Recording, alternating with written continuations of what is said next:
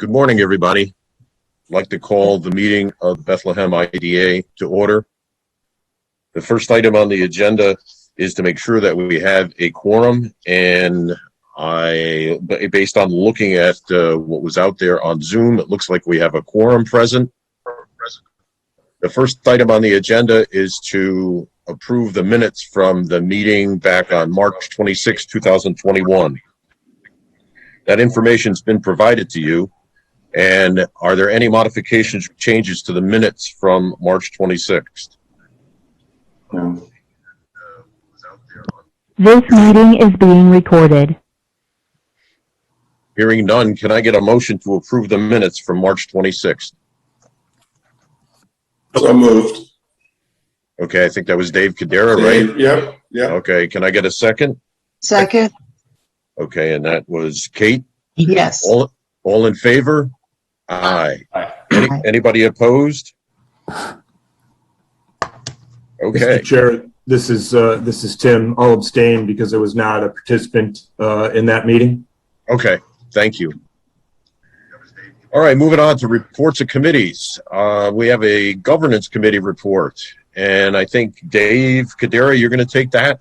Yes, I'm happy to take that. I hope everybody can bear with us. We had a fairly long meeting, as you can see by the minutes, but let me walk you through some of the highlights.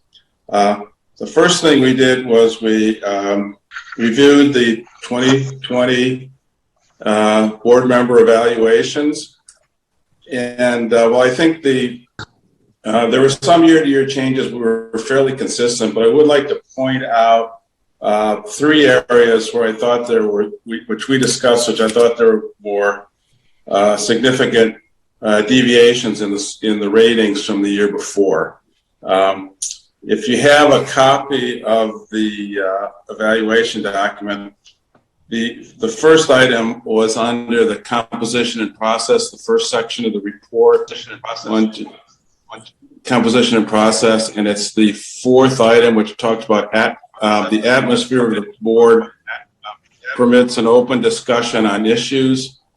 Last year, we were basically unanimous in arguing and in rating the atmosphere superior, that we had basically a very effective atmosphere for conducting discussions. This year, those scores dropped to 3 average and 4 superior from 0 average and 6 superior last year.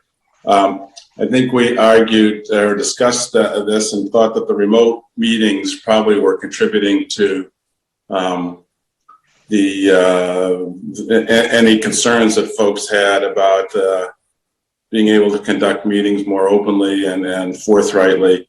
Had nothing to do particularly with the composition of the board or the issues that we discussed, but more with the fact that we haven't been able to get together and meet in person for the last year plus. The second most significant change was under information section 1, 2, and it was the fourth issue. We talked about that the information provided to the board members was sufficient to understand and balance the interest of all community stakeholders. Again, our scores were a little bit down from the year before, where we rated 1 average, 2 above average, and 4 superior, as opposed to last year. I think we had 6 superior. And again, I think I'm not quite sure what caused that change. Again, we had a little different composition in the board, so scoring might be a little different. But I think the comments from the board members would indicate that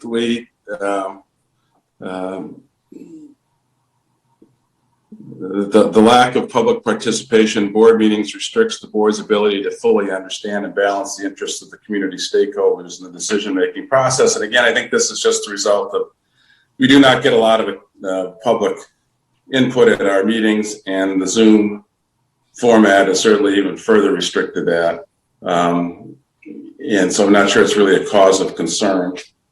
And the last item I would point out is under performance section, the second question, which is a viable strategic direction, is continually being implemented.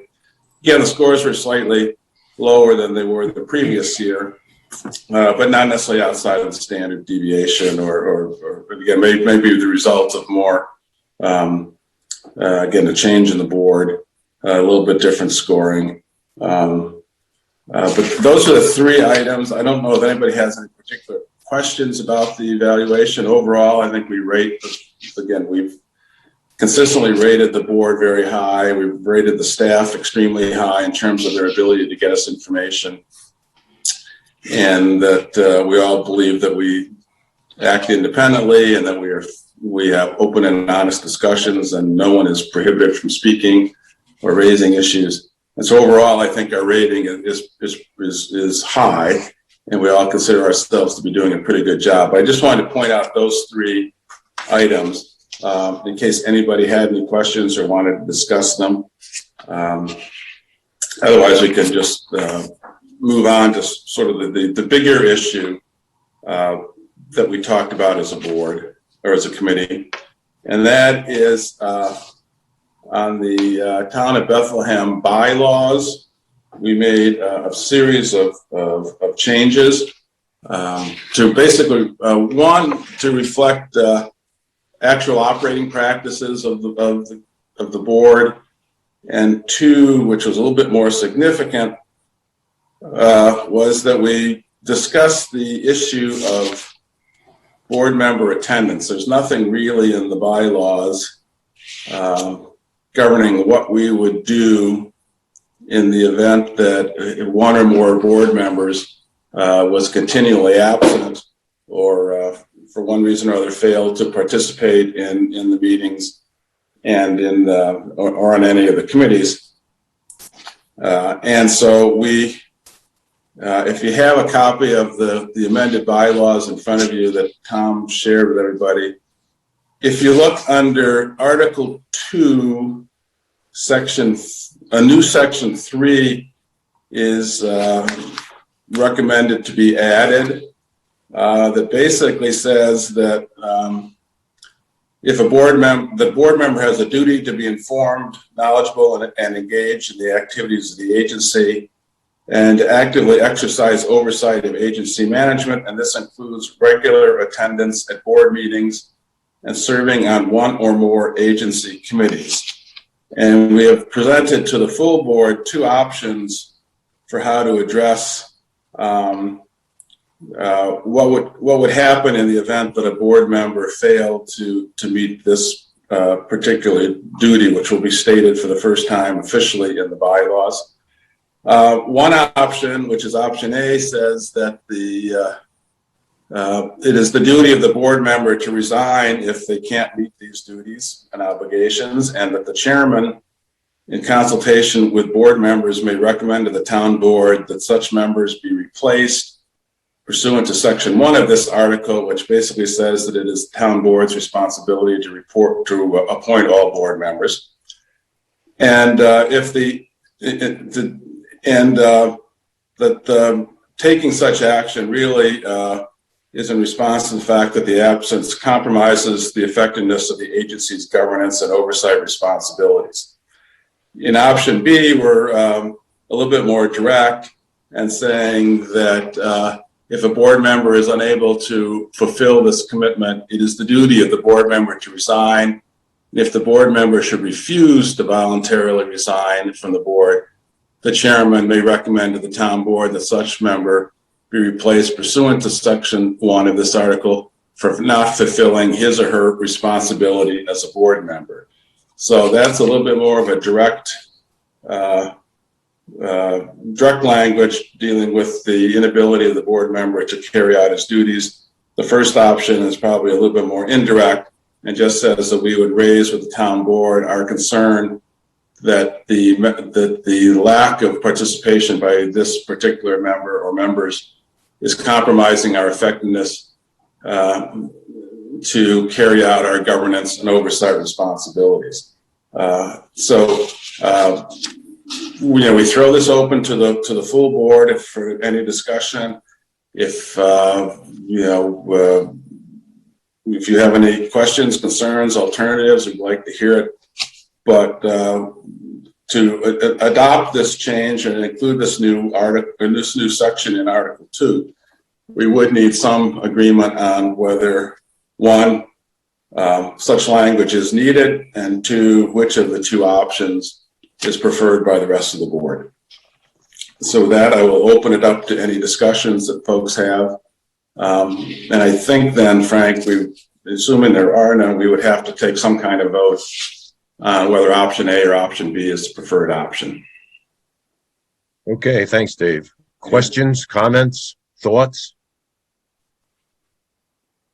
Ask a question. This is Tim. Yep. Dave or any other members of the governance committee, is it fair to say that option A was the first option that the committee chose to advance? Hence, and that's why it's named option A. I don't think that the option A or option B is in any way meant to indicate a preference by the governance committee. I think they were just, sort of written independently and potentially simultaneously, and then we just reviewed them both. And, we presented both options because I don't think we want to in any way prejudice the board with a particular recommendation here. So I would not read anything, Tim, into option A or option B, that option A is the preferred option because it's first and option B is an alternative. I think they're both seriously considered.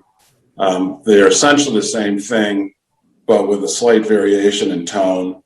And it's really a question whether the board wants to be, how direct or how subtle board members want to be, and in terms of potentially viewing this as a criticism of a particular board member for his or her failure to participate in the board, and that we feel some action is necessary to remove that person.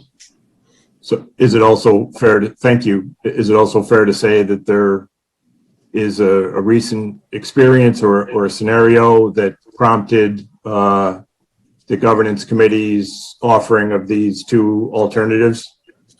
Well, I think it was raised in the committee as an issue that the bylaws did not address. I will say that there was no discussion in that meeting as to a particular board member's absence or failure to participate, and as a result, we needed to do this. I think it was generally viewed as a broader desire on the part of the committee to just stipulate in the bylaws that we have a responsibility as board members to attend meetings and to serve on committees and to participate in those meetings, and that if one or more board members fail to do that, that it could, one, either compromise our ability to exercise our governance responsibilities and oversight responsibilities, or two, that it was in sort of a direct violation of the sort of implicit agreement that we had when we agreed to be on the board that we would participate, and as a result, the town board ought to move quickly to replace that board member. So it's really, again, just sort of a subtle difference. It's not necessarily meant to as an indictment of any current or former board member. Thank you for sharing that additional context. Mm-hmm. Dick, if I may. Go ahead, Dave, or Dick. I was involved with the committee meeting, and we had a lot of discussion.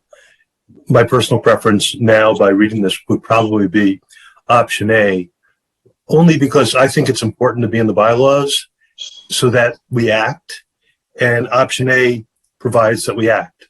We don't have to be so direct. So, I reviewed these and saw them both, and there were some other discussions, but, I think the bylaws, in my opinion, should reflect, that we take the initiative. And I think option A probably, in my mind, meets this. That's my thought. Thanks, Dick. I have a question. In your discussions, did you identify a threshold? In other words, it says this includes regular attendance at board meetings. Do you have a specific number of meetings, a threshold at which point we would have to act? Originally, there was some discussion. I think one of the original proposals, which we didn't advance, had a 50% threshold. But again, I think there was no discussion as to what would constitute sort of an absence. If you're ill, if you're out of town, if you just really, in good faith can't attend a meeting, is that an absence as opposed to just blew it off, because you don't want to, so we never really had that discussion. And I think the idea being that a person could miss meetings and we could cancel meetings and all the rest of that stuff. And so it really comes down to, I think, a group discussion or board member determination that the lack of participation by one or more members is compromising our ability to govern. For example, if we consistently could not, and it has not happened as far as in my history, but if the absence of a board member regularly impacted our ability to have a quorum or something, then obviously that's something we as a board would want to address and take up with the town in terms of, we need to find an alternative. If the absence does not affect our ability to meet and there is a legitimate reason that person cannot attend or has not had not attended regularly, then I think it becomes a judgment call on the board as to whether or not that compromises the effectiveness of the board and still ought to be, or at least the board, at the town board at that point, ought to be made aware of it. They may choose not to act, and we may choose not to make it a big deal. But I think, so I think the bottom line is I don't think we really view, we've not decide on setting a threshold just because I think there are a lot of other variables that come into play here. But I think if a general consensus is that we're compromised on what we're trying to do, whether that person has missed 2 or 3 meetings or 10 meetings, then I think we have to decide whether or not to go to the town board and ask for, for them to consider a replacement. So this is Kate. I participated in this governance committee meeting. And I mean, there is some guidance in the law, public authorities law, section 2827 on removal of authority members. And it is very general. It says the board can remove for breach of fiduciary duty, inefficiency, neglect or duty, misconduct. So I think, what we're talking about here is more neglect of duty. They're just not present. There are some IDAs that put a number of meetings in their bylaws, but I think our intent was to keep it as general as possible, giving us authority to go to the board and ask for a replacement. But, quite frankly, we can remove board members on our own, and then the town board would have to, appoint a replacement.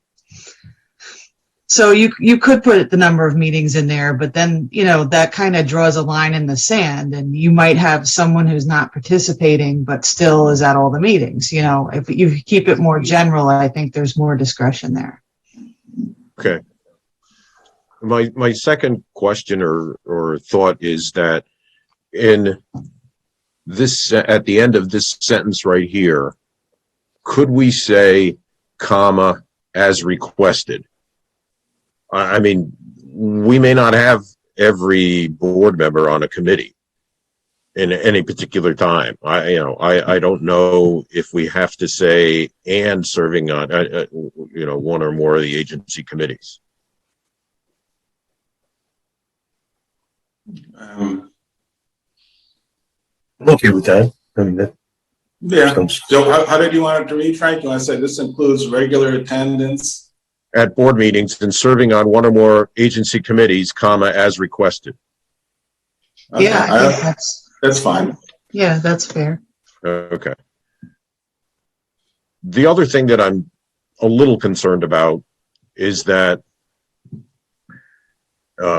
we would have to have this discussion about a member, I would think, at an agency board meeting. And I'm a little concerned about that discussion in a public forum. And I don't know if we can relegate that to the governance committee. I'm just thinking out loud about that right now. No, it pretty much would have to be discussed in any, I mean, you can send it to the governance committee, certainly, to discuss it preliminarily, but any meeting of, the committees has to be live as well and taped for IDAs. So no matter what, it's going to be done in public. Well, which is fine. I mean, I'm just concerned. I mean, my thought would be that if there is a concern, we would send it to the governance committee to make a recommendation to the board, and then move it to the town board if we had to. That makes sense. Because yeah. Okay. I just think that that's the way we should approach it. Other questions or comments? So should we put the procedure in there that it goes to governance? Well, we do say the chairman in consultation with board members. So in fact, I think, Frank, you could ask that the governance committee look at this. Yeah. We can report back to you, and then we can discuss it with a full board. I don't know that we have to lay out a real prescriptive process. Right. I would agree. I would leave it as general like this and just do it the way I suggested, and then that takes care of it. Okay. Just one point, in practice, in my personal professional practice, these things take care of themselves. It probably would never have to go through the whole board. I would think that once this is there, a person would realize that, hey, maybe I should retire. Yep. And we had this situation a while back with a board member where, in consultation with the current town supervisor, we came to the conclusion that a board member needed to resign from the board, and they did so at my request. Okay.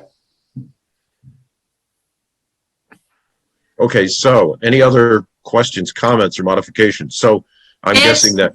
May I Okay. speak? Sure.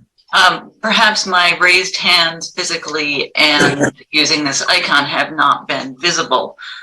It does speak to our declining scores on participation. So Section 3, Option A, that first paragraph alone, I do support. I think it is reasonable to set forth the expectations of a board member. I'm not sure, I do not support a paragraph that sets forth how we would then remove a board member. I believe it indicates a problem that, as Frank said, if it has come up in the past, it's been quietly resolved. There are two things that I would ask the members to consider here.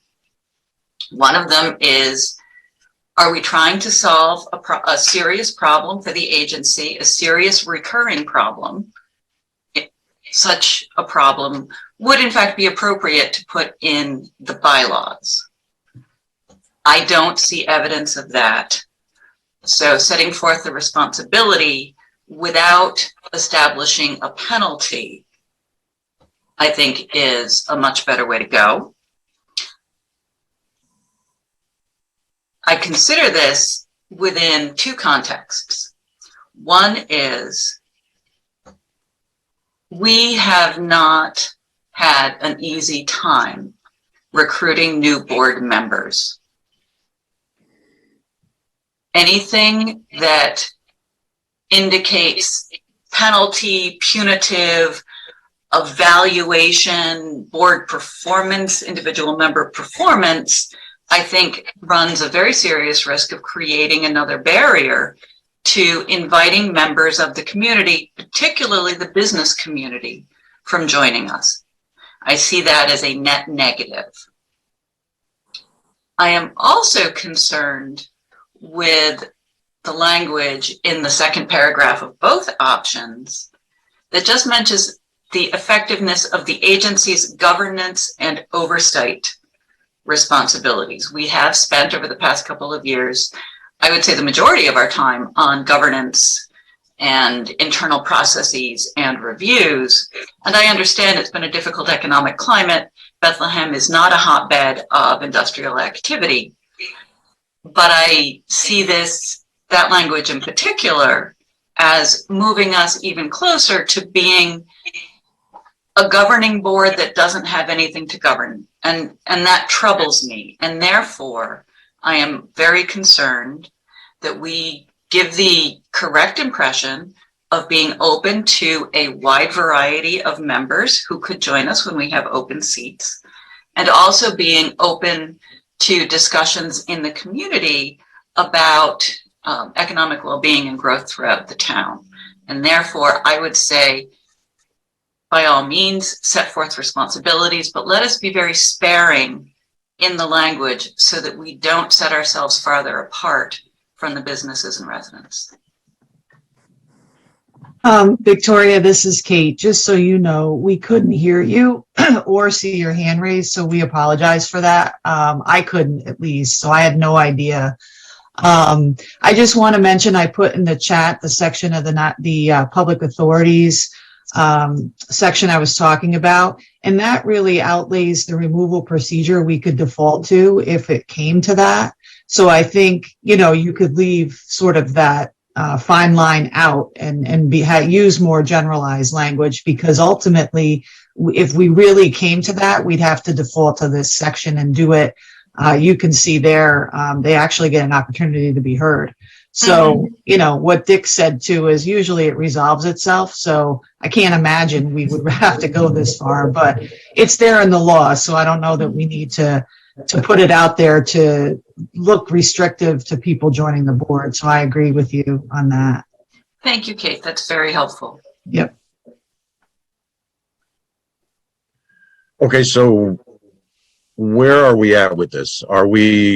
I think, Victoria, what you were suggesting is that this section would be removed? Yes. Okay. And is there support for moving that out and just having this part of it right here, the option A, with my suggested change, with a comma here, and then say as requested, period? Well, I guess I'm a little confused, because if we're just going to have the first paragraph, I just said that they have they have a duty to be informed, knowledgeable, engaged. I think that's fine. We all agree with that. But I don't have a problem taking out the furthermore, but I think we should state in the bylaws that if you can't fulfill your duties or your obligations, your commitments as a board member, part of your duty as a board member then is to resign from the board. Yeah. Otherwise, we can end up with a board member who just sits on the board for years and never participates, never attends, and we as a board have no, other than arguing, going through the process Kate outlined, excuse me, in the statute, we have no way of really sort of affecting change or going to the town board and saying we really need to do something. You have a board member who just they moved to Florida. No, I understand. And they're not participating, but they're also not resigning, and you can replace them at your pleasure as a town board. but we need to bring that to somebody's attention. And it may not have anything to do with critiquing their performance or whether or not they were involved in, fraud or conflict of interest or any, anything other than they just don't participate. And we want a functioning, participating board member in their stead. So what if we do this? We strike from furthermore and just move this up here. Yeah, So I'm okay with it. So it would read, this includes regular attendance at board meetings and serving on one or more agency committees as requested.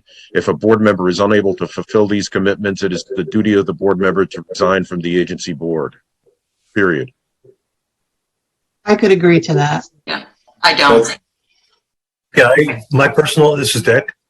I don't believe that a requirement to attend board meetings and be a participant in committees is an inhibitant for someone to join the board.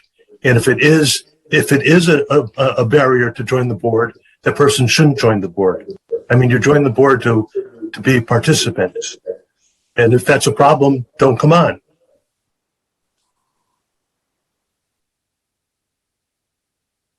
Okay.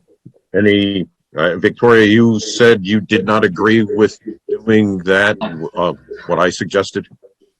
No, I think it still moves into creating those barriers. I don't disagree with you, Dick, but it is very important that we not push members away, and also that we not have something in the bylaws that could be interpreted down the road as being more punitive than we intend. This language solves a problem that we don't have. Where challenges have come up in the past, it appears we have a history of very quietly and with great respect to the board and the member looking for alternatives to the very bad scenario of someone being on the board and simply saying and doing nothing. So I think that we are inviting or suggesting that we have a problem that we don't have. That troubles me. So my feeling is that the first paragraph with Frank's amendment, I can support, but if we add anything from the second paragraph, I will vote against it. Okay. Any other comments? This is Tim. Yep. I think the only other thing I would mention is, as I've been listening to the discussion, I'm reminded that the ABO puts out some information on board meetings, best practices guides for public authorities. It's a few years old, but it seems still relevant. And it does have a section on board meetings attendance, and I'm just going to read a sentence. Board members and their designees are required by law to sign an acknowledgement of fiduciary duties and responsibilities, including participating in training sessions, attending board and committee meetings, and engaging fully in the board and committee's decision-making process. Then there's a link to some policy guidance where it talks about each board member is supposed to sign an acknowledgement of fiduciary duties and responsibilities, which also includes, discussion about attending board meetings, committee meetings, all those things. So I think that given all of that, given all of the discussion, it does speak to the importance of active participation as part of fulfilling fiduciary responsibilities. And I certainly, I agree that this has not been an immense problem for the organization, but we all agree to fulfill these fiduciary responsibilities when we come to when we seek appointment to the board, and reinforcing that in the bylaws with the modification that you've suggested, Frank, is something that I can support. Okay, so were you in favor of having the sentence that says if a board member is unable to fulfill these commitments, the duty of the board member to resign from the agency board? Are you in support of that or are you against it? No, I am. I can support that, and I think it's consistent with all of the other things that I just mentioned. Okay. Any other comments?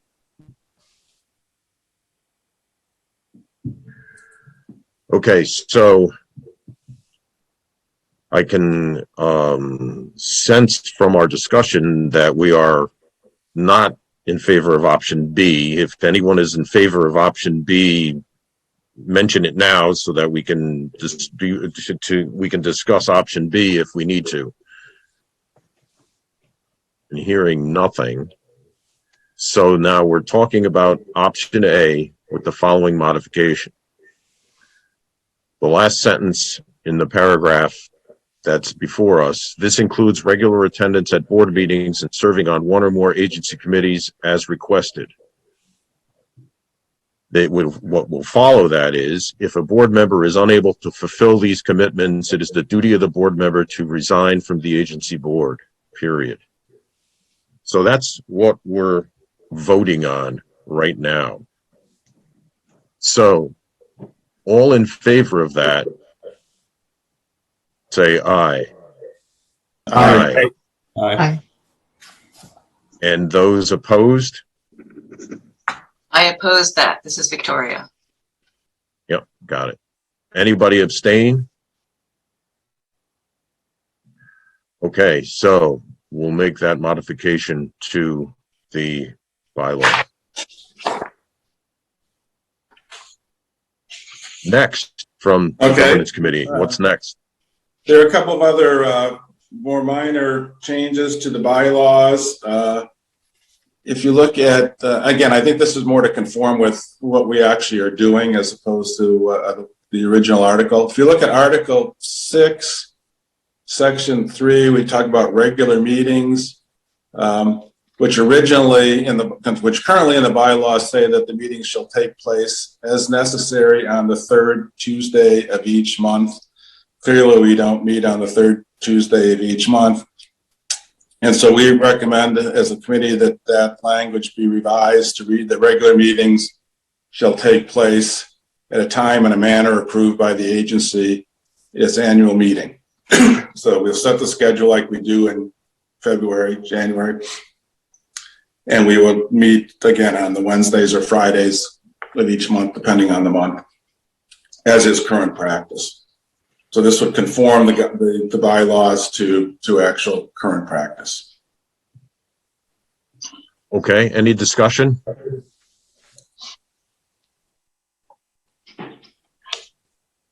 Okay, so let's vote on the revision to Section 3 as is presented. Regular meetings of the agency shall take place at a time and manner approved by the agency at its annual meeting. All those in favor? Aye. Aye. Anyone opposed? Anyone abstain?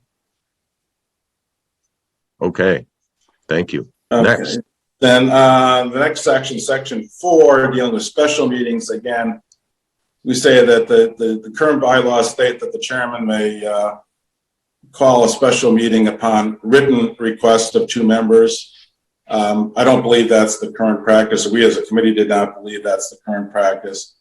And we suggest that we strike the word written and just substitute formal request so that 2 board members would have to raise in a board meeting or to the chairman formally, not necessarily in writing, that a special meeting of the agency should be called. So again, we're just striking the word written and substituting formal in Section 4, Article 6. Any questions or discussion?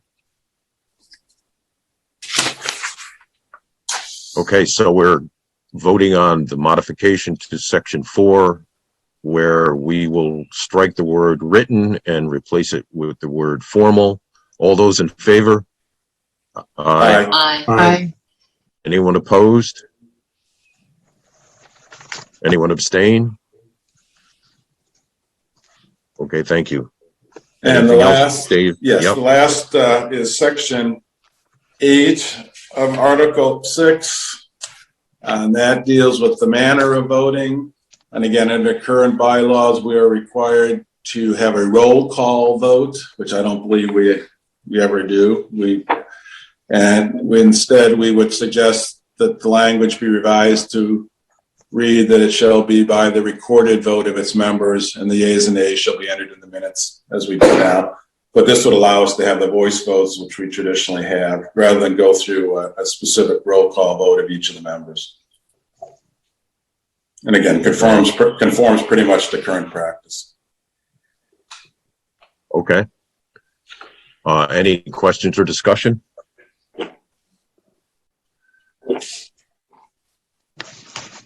All right, so for section 8, we are Wait, modifying that.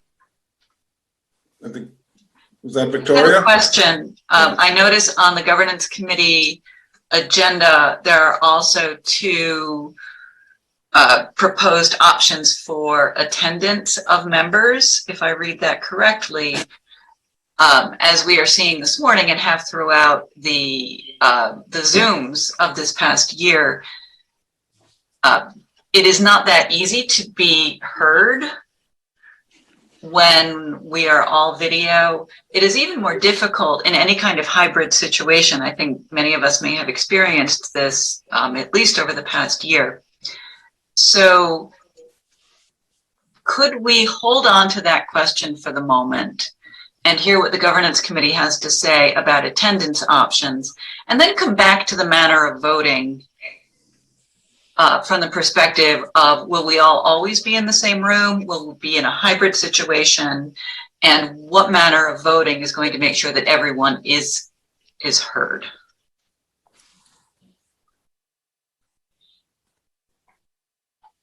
So To sum up, if we were all going to continue to be meeting in the town hall, and that was the sole method of attendance, then the practice of recorded vote of its members would be absolutely fine. I would have no problem with that. I am concerned that if we change attendance options, we could be in a more difficult situation. And I'd like to understand that before voting on this particular language. Well, I think, well, as I understand our discussion, a recorded vote of its members allows us the option of doing a voice vote, a roll call vote, any method that we choose. If we do a roll call vote and there's some concern, we have a few people, or a voice vote, and Frank can't decide whether majority voted yay or nay because there are a number of voices raised for each option, then we can go to a roll call vote. I think this just says we're not bound by the roll call vote as the only method by which the board can vote on an issue. I think that was really the intent there. And by going to a more general recorded vote of its members, it allows us to conduct a vote in whatever is the most efficient and expeditious and clear way possible. I will say that a best practice, and with my clients during this period of emergency, when we're online or on the phone, when there's not an in-person meeting, or even if part of us were in person and someone happened to be on the phone, I really do recommend that roll call vote just as a best practice so that it's very clear on the record that everyone has participated and has been heard. When we're in person, obviously different, set of rules. I think you can get away with the overall, yay or nay vote. Plus, we're going to be on camera too. So, in person where, everyone can kind of see that we're all on board, or, who the nays are and who the yays are. So that's just a best practice, but I'm kind of a fan of the roll call vote when we're virtual in any form. And Victoria, to address your question, my understanding is that effective June 9th, and going forward, meetings will be live and in person at the town hall. I don't know that there's a provision going forward for board members to attend through telephone or Zoom or some other method. I'm not aware of that. And I don't know, Tom Conley, if you have any information about that? I don't. It does expire. You're right, David. Or Frank, I'm sorry. Yeah. Yeah, Kate, your insight was very useful, and thank you for sharing it. I think retaining the roll call is certainly more in keeping with the spirit of the other amendments to the bylaws, especially with regard to member participation being clearly seen, and a roll call vote, I think, supports that. We are not so big that it is necessarily cumbersome. Okay, so based on that comment, we are not suggesting changing this. In other words, leaving it. The voting on all questions coming before the agency shall be by roll call. But that would mean everything from approving the minutes to approving resolutions and everything else would have to be done by roll call, correct? Yeah. And I think, again, if we're going to meet in person starting next month, I guess that would eliminate even just a show of hands. If Frankie said show of hands, who's in favor of something, and 5 people raise their hand, we all know that the measure passes. And that's not, in effect, a roll call vote. No, it's not. Could you simply put the word "or" between the two, and we could use both as the situation arises? I would be comfortable with that. Okay, so the suggestion is that this will not be stricken. It'll say shall be by roll call or by the recorded vote of its members. Okay, that's fine. Okay. Any other discussion? All right, so what we're voting on is the change to this section 8. The voting on all questions coming before the agency shall be by roll call or by the recorded vote of its members. So, since we are remote, let's do a roll call vote. I vote in favor. Victoria. Aye. In favor. Dick Cotlow. Favor. Kate. Yes. Tim. Aye. Dave. Yes. Jared. Yes. Okay. No one is opposed. No one is abstained. Okay, that passes. Anything else, Dave? Yes. Now we've covered the bylaws, but we do have a section in the Town of Bethlehem responsibility of members document, which refers to the governance committee. And it says under the current responsibility of the governance committee, we are to oversee agency management, including performing an annual review of the executive director relative to the agency's goals, policies, and procedures. And certainly as my time on the governance committee, we have never formally conducted an annual review of the executive director. And I know from talking to Kate, and I hope she'll expound on this a little bit, that is a practice in a number of her clients, a number of IDAs around the state. And so we as a board, I think, have to decide, one, whether the conducting an annual review of the executive director is something that we want to do, whether it should, and if it is, whether that should be delegated to the governance committee as stipulated in this responsibilities document.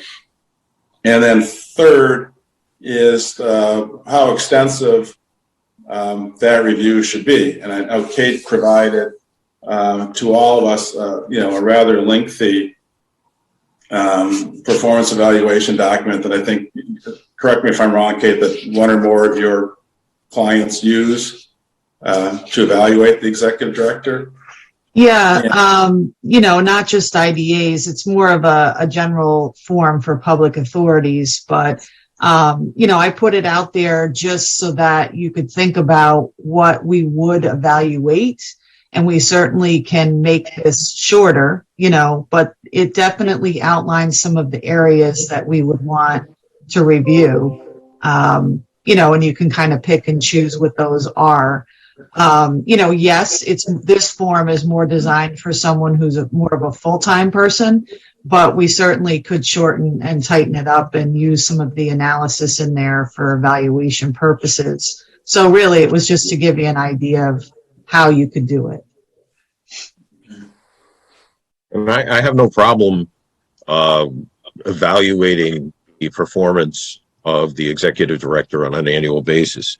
And what I would suggest is that the governance committee take this form, because I agree it's very long. I think it's a little more detailed than we need. Take the form and the areas of evaluation and modify them to something more appropriate for the size of our agency. Okay. And I will, if we agree that the evaluation is something we want to do, I will take first crack at devising a slimmed down version of this evaluation document, which I will share with Kate and Dick over the coming weeks, and hopefully have something. I don't know what our time frame ought to be. Maybe September. Have be ready to implement something by September. Bring it to the board's attention in September. Again, I'm not quite sure how frequently we'll be meeting in June, July, and August. But if we can look to have something in place by September, and then we can decide whether the evaluation should be retroactive to all of 2021 or whether it should just take effect beginning in 2022. Okay.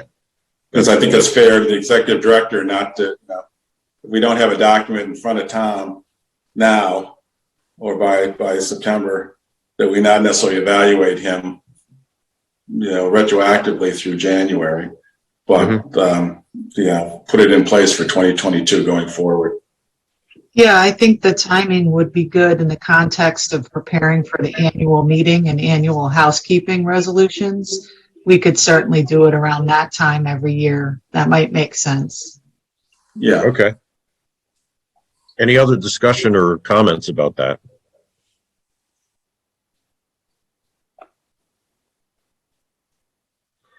Okay, hearing none. We're done with governance committee report? Let me just, quickly say that we also looked at like the ethics policy, the letter to the supervisor for replacement, the review of corporate governance best practices, and we really have no changes to recommend to board policy. In those areas, we talked a little bit about board member training and there is a requirement in the statute that board members engage in sort of refresher training. I think we did not see any particular reason why. I think it was our last full board meeting whether refresher training would be valuable at this point. I volunteered to take the updated ABO training, and I don't think they have any. Last time I checked, they did not have any training sessions scheduled for the summer. So it may be a while before I can register for one, but I'll be happy to take that course and report back as to whether it got or not ongoing board member training is necessary. And the other point, I think, Dick, you raised this at one point about the fact that we have no established fee structure governing the transfer of ownership in existing projects. And I raised it earlier in the year to Tom after we approved the transfer of of the ShopRite Plaza. And I recommended that it goes to the Finance Committee, that we have a schedule of fees that the agency charges so that we know in advance what the fees would be. Okay, and we can take that to the finance committee. And then the last point, I'll make this quick.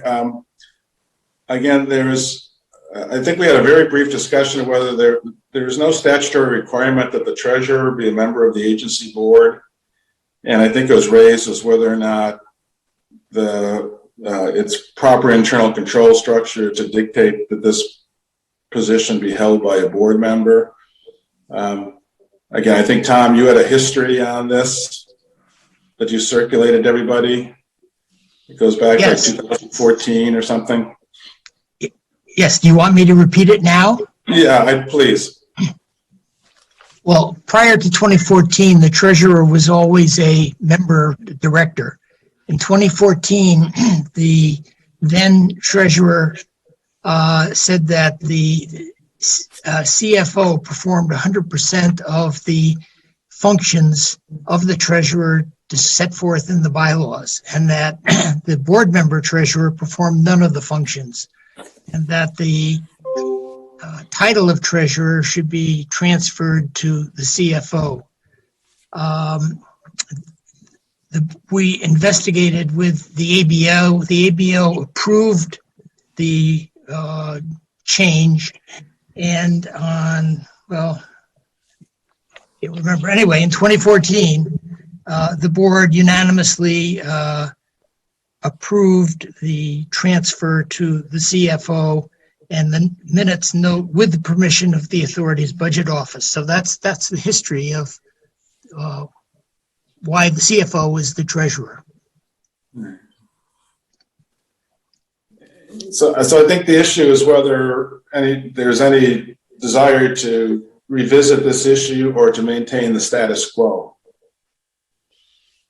Right, and in the bylaws, it does specify, I've got the section up there, the responsibilities of the treasurer. Right. And I think the issue is that the board member who was assigned was appointed as treasurer felt uncomfortable with the fact that the board member didn't perform these functions and didn't want to have that responsibility assigned to that person. So I guess the question is, do we need to change anything? Is anyone proposing a change to the current status quo with Al performing the functions as well as having the title of treasurer? I was going to brought it up. I think that we maybe should table it, because if we do that, then we should change the bylaws. And this is I'm not aware of, off the top of my head, of many bylaws that have these duties articulated as such, to be the controller or the CFO or in the bylaws itself. I mean, usually the treasurer would oversee the CFO. Okay. But, I brought it up. I'd like, I don't have to, I'm not recommending we do anything now, but I think it's something to consider. Okay. Yeah, I'm taxed to figure out what the legal authority would be that the treasurer would not be a member of the board. And quite frankly, just because the ABO approved it doesn't give me much, I don't know what you could hope. I don't know. But yeah, I mean, I haven't seen it where the treasurer has not been a member of the board. And I'm trying to figure out what legal authority we would have for that. We certainly can have a comptroller CFO, and generally they're not on the board. But that being said, I don't know anything that prohibits it either. So it's an interesting question. Yeah. Okay. So at Dick's suggestion, we'll table it, and if we need to make a change, I again push it back to the governance committee and talk about whether or not we may need to make a change to the bylaws in the future. Okay. Anything else from the Sorry. I was just going to ask if I can make one observation. If the governance committee is going to continue to review bylaws in this context, as you were scrolling by earlier, in this particular paragraph, second sentence just says, he shall keep full and accurate and separate accounts. Just struck me that in the year 2021, perhaps there's an opportunity to make this and any other references a more gender neutral Sure. than they currently are. Yeah. Gotcha. That applies to the entire bylaws, Tim. Yeah. Right. Correct. I think there are 28 instances of he and none of she. So Yep. it deals with members. Okay. Anything else from governance? No, that should, unless Dick or Kate have an issue, I'm done. Nothing All right. further. All right. Thank you for a comprehensive review of a lot of different items. Thank you very much. You're welcome. Thank you all, members of the governance committee, for all the hard work. No problem. All right. So we're moving on to communications. Any communications, Tom? No communications. Okay. Unfortunately, Rob had to leave, so we will not get an update, a live update from Rob on the planning board and the economic development coordinator. The one thing I will mention is that there's a job posting that I think it happened this past week, looking for a replacement for the economic development coordinator. All right. Move on Frank, to if I can just jump in on that for a quick sec. This is David. Sure, Dave. Yeah. If you know of folks who might be a good fit for this position, we can use all the help we can get in recruiting for it. We're looking for someone who's dynamic, who's a strong communicator, who really understands all of the resources that are available to businesses from the state. And really one of the things that's important for me is who can really build strong personal relationships with all of the business owners in town and establish lines of communication and trust so that we can get information out to them, and also we can get information that we need to know so that we can make good management decisions on our end. So any help you can give in getting the word out, recruiting individuals specifically, please do it. Okay. Yeah. Is there a requirement that the person live in the town or no? No, there's not. There may be a requirement that they live within a certain distance, but I don't think so. Our last economic development coordinator lived near Bethlehem, but not in Bethlehem. I'm happy to do that because I work in economic development. I'm also especially happy to post something on LinkedIn because people within the environment do at least occasionally pop in to see what I'm doing. I'm on the town website right now rather than hunting. If something could be forwarded or someone would let me know, I'd be very happy to get that posting up. Yeah, Me we'll too. get it. Okay. I thought I saw it on the homepage of the town website this morning, but I could be mistaken.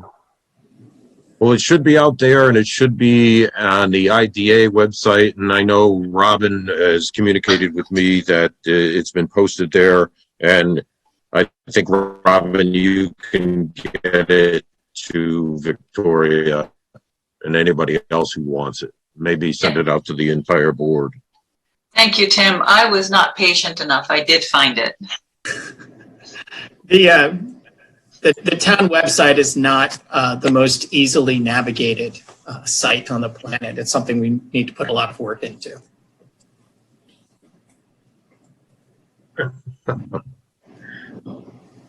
Okay. All right, we're moving on to new business, financial statements. Al. Okay, you have in your packet the financial statements through April 30, 2021. The statement of net assets, our current assets, our cash account is $447,177.13. Other current assets include a fee receivable of $26,078.60. That was the most recent quarterly billing from PSEG. and check was received the other day and deposited. We also have prepaid expenses of $29.4836. That's just the dues and everything that we pay in January and February and then allocate over the course of the year. So total other current assets are $29,026.96, leaving us with total current assets of $476,204.09. Liabilities, we have accrued expenses of $35,650.83. That's the money due to the town for the service agreement and the reimbursement for salary. So our total liabilities are $35,650.83, leaving us with net assets of $440,553.26. If we go to the statement of revenue and expenses, fee income remains unchanged at $16,743.35. The PSEG energy reimbursement year to date is $39,723.83. So total income is $56,467.18. Expenses, salaries, $16,189.36. Contractual expenses, $25,902.08. And employee benefits of $2,705.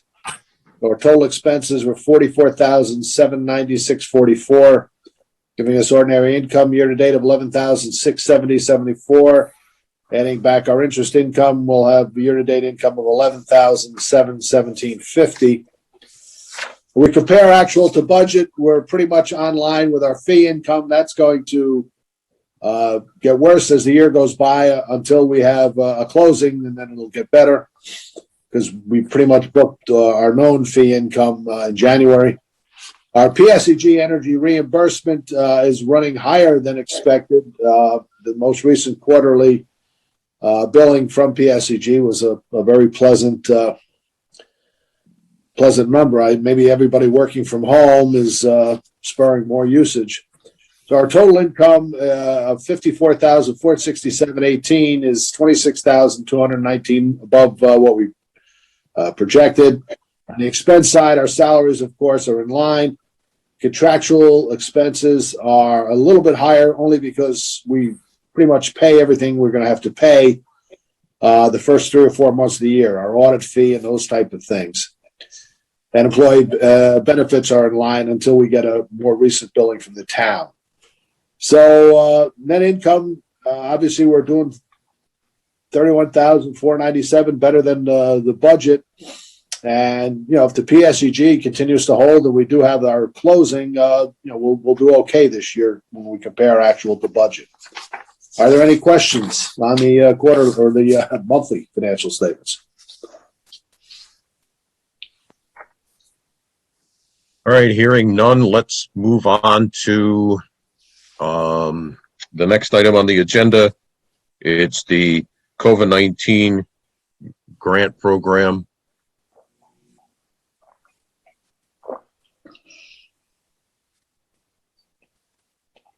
So, who's going to take this? Dick? Yes, and I'll be brief.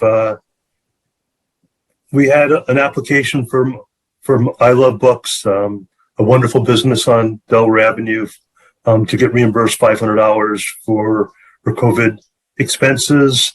The business completed the appropriate forms and applications. Everything was in order. We had a meeting and we voted affirmatively by the committee. We still have money in the budget to expend, so that the committee recommends that we grant I Love Books $500 for HEPA filter, masks, and counter guards in compliance with our program. Any questions? All right, hearing none, let's do a roll call vote. There's a resolution in there that approves the $500. Roll call vote. I vote in favor. Excuse me, Frank. Oh, any comments from the public? Sorry, Robin. Nope, Right. That's quite all right. And no one is in attendance to comment on the grant. Okay, thank you. There's a resolution. Let's do the roll call vote. I'm in favor of awarding the $500 to I Love Books. Victoria? In favor. Dick Cotlow, Favor. Kate, Yes. Tim, Aye. Dave Cadera, Favor. and Jared. In favor. Okay. No one is opposed. No one is abstained. Any other new business?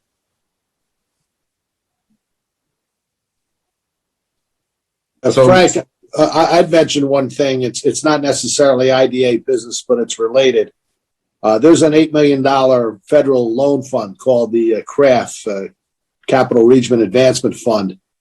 And there's still a little over 3 million or so available for loans. This are the businesses that were impacted or affected by COVID and or are coming out of the COVID situation and need to borrow money to do something to change the way they operate or to revamp or start up their operations. So if anybody has contact with any businesses in the town of Bethlehem that are looking to borrow some money, it's very low interest rate. It does have to get paid back. It's not a forgivable, but it's 1.12% and no principal for the first 6 months. So if any of the board members have contact with any businesses in Bethlehem that are looking to do something as they come out of COVID and get back to normal, steer them towards the Albany Colony Chamber of Commerce. They're the ones that administer this fund. Oh, thanks, Al. That's great to know. That's great to know. Any other new business? Okay, so one of the things that I just wanted to mention is that Robin had submitted her resignation to the town, but she's still with us for a while. I don't know how long, and I'm happy that she's still there, helping us through the meetings and doing all the other background work that she does as far as minutes and so on. So I'm happy to see that Robin is still going to be with us for a while. So thanks, Robin. Really appreciate it. I agree with Frank. Thank you, Robin. Wait, roll call vote on that? Here, here. Yes. Here. Yep. Future meetings. So our next meeting is scheduled for Wednesday, June 23rd, 8 o'clock. Based on the information that I've seen on the website, it appears that we will not be remote. We will be in person at Town Hall. So be prepared for that. Can I get a motion to adjourn? And I'm not doing a roll call vote for that. So moved. Okay, I got to, I think it was Dave Cadera moved it. And who was the second? Tim. Okay. We got Tim as the second. All in favor? Aye. Aye. Anybody opposed? All right. Thank you, everybody. See you in person on June 23rd. Okay. Town Hall. Holiday, everybody. Happy weekend. Great weekend. Weekend. Bye-bye. See you around. Bye. Bye.